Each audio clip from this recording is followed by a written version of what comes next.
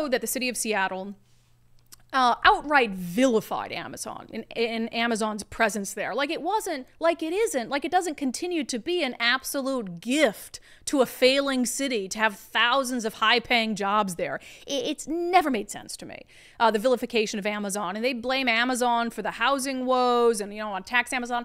Now, some of that I think is true. You bring a bunch of high-paying jobs into the downtown core, of course, apartment prices are going to go up. But had the city of Seattle said, hey, let's work with Amazon to really be smart, to plan smart, to try to make sure that we have, all the infrastructure, everything we need as a city and people aren't priced out, et cetera, you would have got a lot. Oh, I'm going to try to remember the saying again. Caught more flies with honey? More bees with honey? Badgers? You catch more flies with honey. We did the same thing 6 months ago. You catch more flies with honey. See? Yeah. That's what I'm saying. Bees make honey. Okay, great. Thank you. Yes. You do better when you want to say, hey, you be a good corporate citizen. We'll be a good municipal partner. We'll work together to create a wonderful city where people can do well. Like, I don't get what's so hard about that. So now you have jobs moving to the city of Bellevue. Amazon just basically said, we're going to start moving jobs to Bellevue, and the growth in Bellevue has just been enormous. So the question is, how is Bellevue going to deal with this? And how is Bellevue dealing with it? And how are they going to avoid some of the mistakes that Seattle made? This segment is brought to you in partnership with our friends at the Rental Housing Association of Washington, who have a huge stake in this, obviously, to make sure that Bellevue doesn't fail like Seattle does, and that, landlords and housing providers can continue to have units there and be successful. And yes, keep prices as low as possible so people can afford to live there. By the way, if you are a landlord in Washington, I highly recommend signing up for RHA. I think it's $260 a year to be a member, and they can help you through all this nonsense that's going on. So rhawa.org. So anyway, to talk about this issue, we wanted Bellevue City Councilman Jared Neuenhaus to come on the show and tell us just that. Like, what are you doing to avoid, as you grow, to avoid some of the issues and some of the conflict that arose in Seattle? Councilman, welcome to Undivided. Thank you so much. Thanks for having me. Yeah, so I want to talk about the growth Bellevue is seeing. I mean, it's insane. Some of that from Amazon, ditching Seattle and saying, enough with this. Like, let's go find a city that appreciates our presence. But we know, I'm not going to deny that Amazon's presence in Seattle created some issues, housing costs, especially with rent, went up pretty significantly. I think some of that had to do with Amazon and the high-paying jobs it brought in. So how does Bellevue approach that? When Bellevue says, open arms, Amazon, like, we want you. We want what you have to bring to our city, but how do you also balance the challenges that brings with it?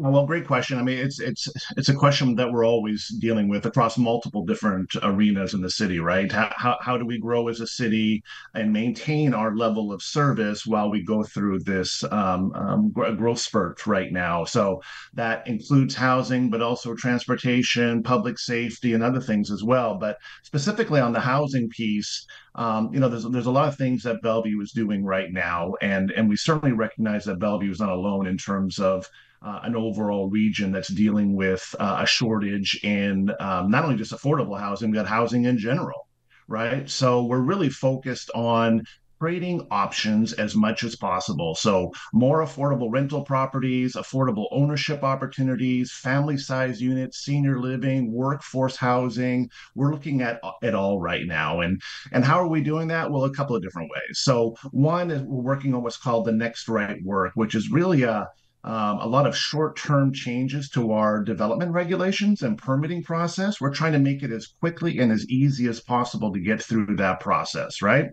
Then the city also adopted our affordable housing strategy. That was back in 2017. We'll shortly be looking at that again coming up, I believe, in a couple of years. But we've already surpassed that goal of creating affordable housing, which is great.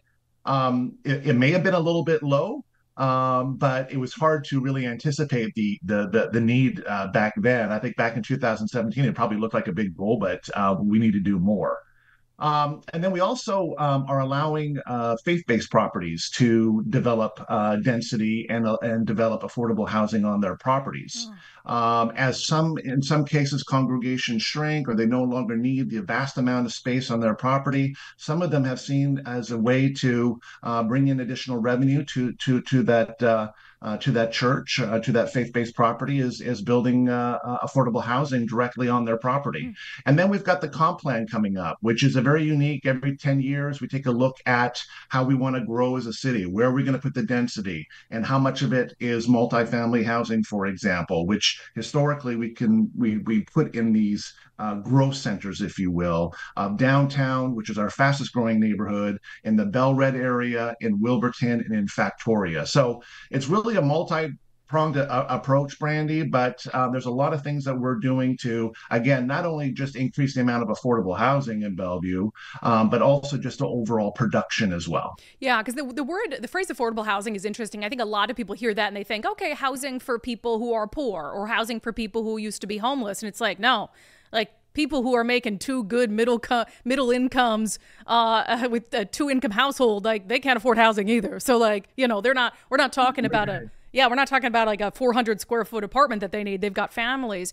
So you mentioned something that's interesting. I know you don't speak for the whole city of Bellevue. This is your opinion as a council member, but you mentioned deregulation and trying to, you can't build affordable housing if it's not affordable to build housing. So trying to deregulate a little bit at the city level, but you can only do so much, right? Because a lot of those costs are just state mandates. So it seems like there's some burdens you can't overcome. 100% correct. And that's, and again, speaking for myself and not the council, but I constantly get, frustrated by these mandates coming down from the state where, Bellevue's not perfect, but I think we've created a city that is very attractive to not only residents, but businesses as well. And we've been very thoughtful in terms of how we grow our city and the type of neighborhoods that we have and why people want to be here. So for the state to tell us exactly how we can grow, where we can grow, where we put this density, and really take the ball out of our hands is very frustrating at times because we're trying to do as much as we possibly can to grow that production. As I just listed off all those things that we're currently working on. But some of these things just simply don't fit Bellevue, right? Whenever you take that approach that every city, every municipality is the same, and we're going to implement these policies, I think it's a doom for failure. You have to keep some level of local control, or it's just not going to work. Yeah. Well, the thing that comes to mind, so I always track after the end of every legislative session, like the really bad bills that just barely didn't make it. And I'm like, well, next year, those bad bills that barely didn't make it, they're going to make it next year. Yeah. And one of those was rent control, right? So They don't like to call it rent control, but it's rent control. Let's be honest. Yes, rent stabilization. Oh, sorry. Yes. Let's use the language of the left. Rent stabilization. If that passes next legislative session, what impact would that have on what Bellevue is doing to try to make sure that there are enough housing providers who have available units? Well, it's hard to anticipate the exact impact, but let's be honest. I mean, rent control's never worked anywhere in the world. It's been tried. Yeah. Period. I mean, rent control contributes to housing shortages because it will reduce the incentive of developers to build new rental units. And that's not just me saying, these are people who are studied these issues time and time again, and it actually ends up reducing the amount of production in your city because there's no incentive there. Developers will simply go to another region or go to another city or another state if they are forced to build rent control units. So it will have a negative impact. Just as a lot of these other regulations that have resulted in Seattle losing over 7,000 housing units over the last few years because of so much government regulation and bureaucracy that doesn't make sense for the developer, the property owner. They're just going to get out of the market and put their money somewhere else or do something else. Is your city ready to push back against that? Because we saw how Seattle responded to housing issues by vilifying Amazon, by putting all these burdensome regulations on landlords. Like any person with a brain would have told him, like, that is not going to go well for you. I don't know what you're doing. And Bellevue has gone further to the left. I still think there are very business-minded Democrats in Bellevue who understand like that's important. So I don't want to compare Bellevue to Seattle like on any even playing field. But you believe that your colleagues are ready to push back against rent control? we really haven't had an open discussion about rent control. And You again, it should. might be out of our hands if it's mandated by the state. Yeah, but you can However, that fight. They can conversation fight. will, yeah, absolutely, we can fight.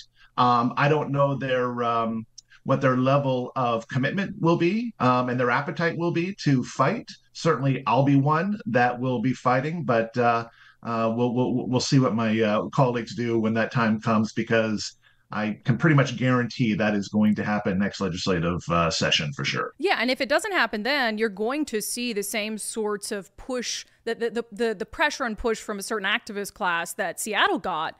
If that's not happening in Bellevue already, it's going to start to happen as Amazon like sets its sights on Bellevue. So you get your task is you get your council, your friends on the council ready to fight. Like today, work on that, okay?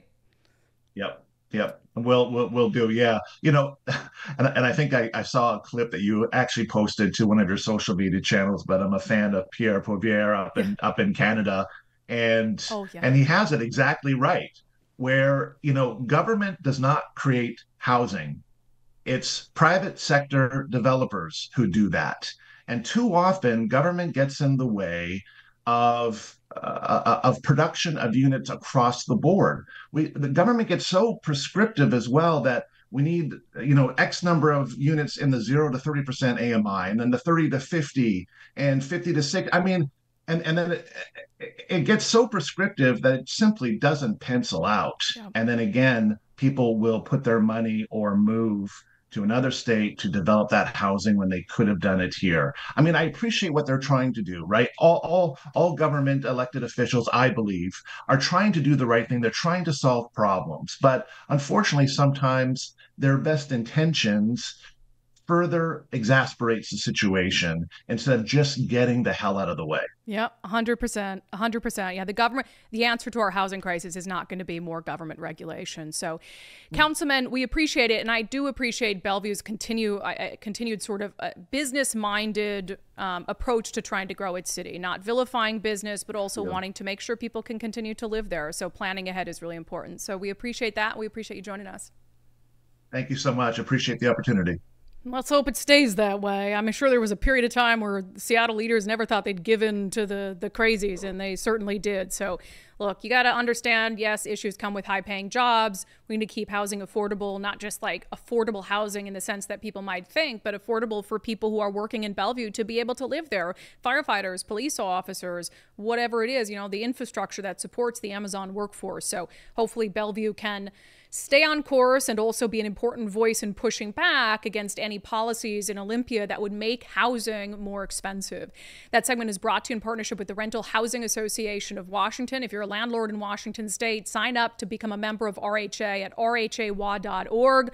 rhawa.org. You do not have to fight the crazy alone. Let RHA help you.